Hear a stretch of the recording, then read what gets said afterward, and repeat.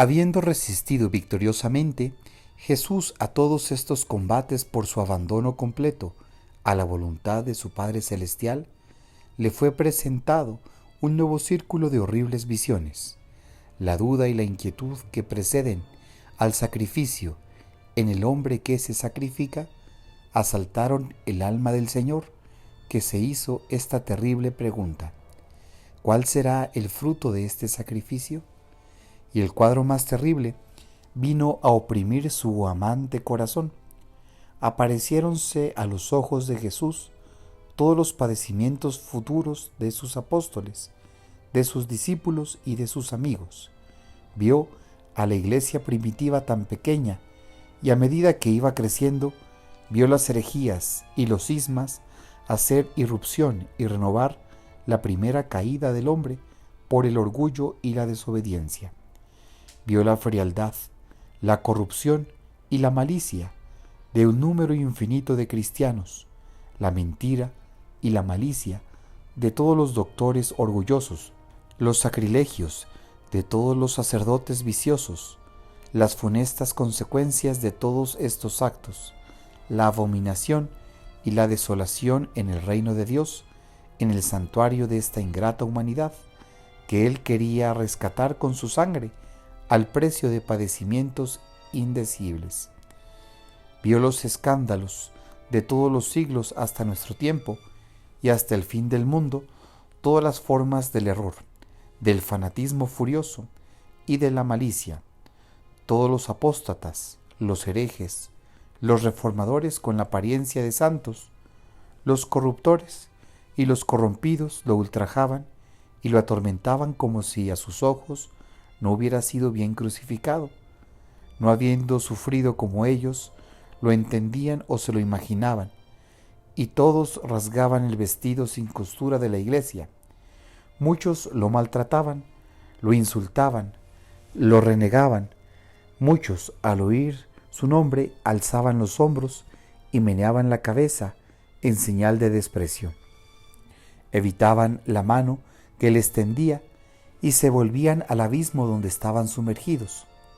Vio una infinidad de otros que no se atrevían a dejarlo abiertamente, pero que se alejaban con disgusto de las llagas de su iglesia, como el levita se alejó del pobre asesinado por ladrones. Se alejaban de su esposa herida, como hijos cobardes y sin fe abandonan a su madre cuando llega la noche, cuando vienen los ladrones a los cuales la negligencia o la malicia ha abierto la puerta. El Salvador vio con amargo dolor toda la ingratitud, toda la corrupción de los cristianos de todos los tiempos. Juntaba las manos, caía como abrumado sobre sus rodillas, y su voluntad humana libraba un combate tan terrible contra la repugnancia de sufrir tanto por una raza tan ingrata, que el sudor de sangre caía de su cuerpo a gotas sobre el suelo. En medio de su abandono miraba alrededor como para hallar socorro, y parecía tomar el cielo, la tierra y los astros del firmamento por testigos de sus padecimientos. Como elevaba la voz, los 3 apóstoles se despertaron, escucharon y quisieron ir hacia él. Pero Pedro detuvo a los otros 2 y dijo: «Estad quietos, yo voy a él». Lo vi correr y entrar en la gruta exclamando: «Maestro, ¿qué tenéis?». Y se quedó temblando a la vista de Jesús ensangrentado y aterrorizado.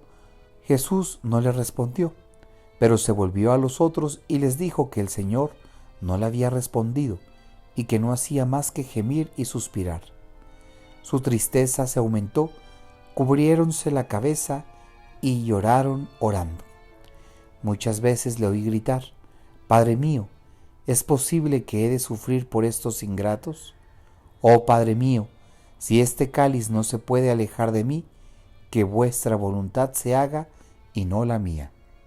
En medio de estas apariciones, yo veía a Satanás moverse bajo diversas formas horribles que representaban diferentes especies de pecados.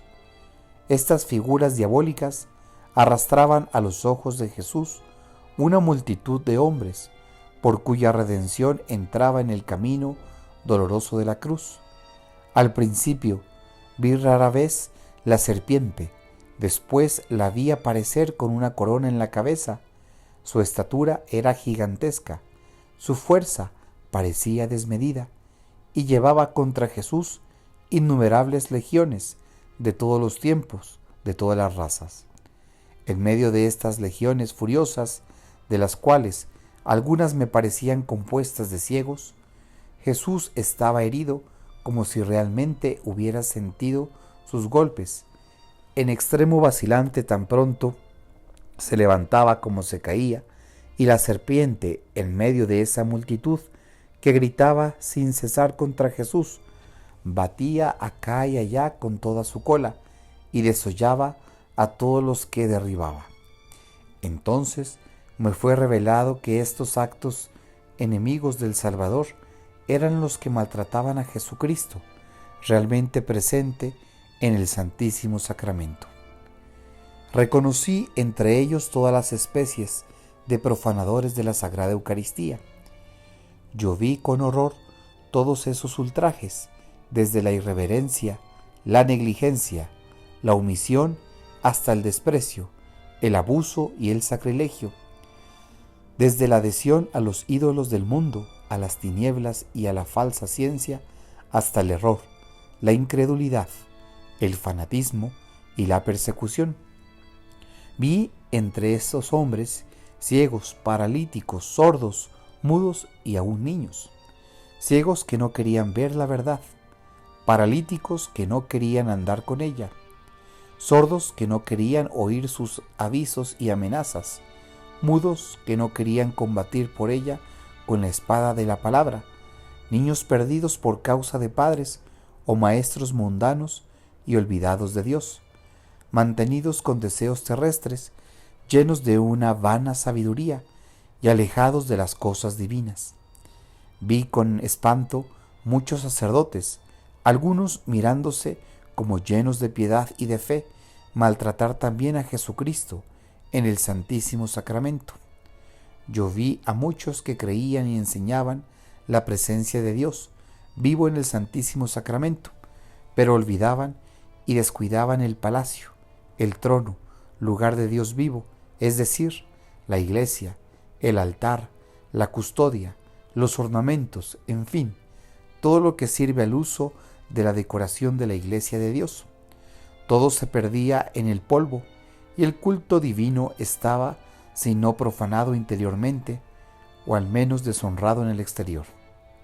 Todo eso no era el fruto de una pobreza verdadera, sino de la indiferencia, de la pereza, de la preocupación de vanos intereses terrestres, y algunas veces del egoísmo y de la muerte interior. Aunque hablara un año entero, no podría contar todas las afrentas hechas a Jesús en el Santísimo Sacramento, que supe de esta manera. Vi a los autores de ellas asaltar al Señor, herirle con diversas armas, según la diversidad de sus ofensas. Vi cristianos irreverentes de todos los siglos, sacerdotes ligeros o sacrílegos, una multitud de comuniones tibias o indignas. ¡Qué espectáculo tan doloroso! Yo veía la iglesia como el cuerpo de Jesús, y una multitud de hombres que se separaban de la iglesia, rasgaban y arrancaban pedazos enteros de su carne viva. Jesús los miraba con ternura y gemía de verlos perderse. Vi las gotas de sangre caer sobre la pálida cara del Salvador. Después de la visión que se acabó de hablar, huyó fuera de la caverna. Cuando vino hacia los apóstoles, tenía la cabeza cubierta y se había sentado sobre las rodillas en la misma posición que tiene la gente de ese país cuando está de luto o quiere orar. Jesús, temblando y gimiendo, se acercó a ellos y despertaron. Pero cuando a la luz de la luna le vieron de pie delante de ellos, con la cara pálida y ensangrentada, no lo conocieron de pronto, pues estaba muy desfigurado. Al verle juntar las manos, se levantaron y tomándole por los brazos, le sostuvieron con amor. Y él les dijo con tristeza que lo matarían al día siguiente, que lo prenderían dentro de 1 hora, que lo llevarían ante un tribunal, que sería maltratado, azotado y entregado a la muerte más cruel. No le respondieron, pues no sabían qué decir. Tal sorpresa les había causado su presencia y sus palabras. Cuando quiso volver a la gruta, no tuvo fuerza para andar. Juan y Santiago lo condujeron y volvieron cuando entró en ella. Eran las 11:15 más o menos.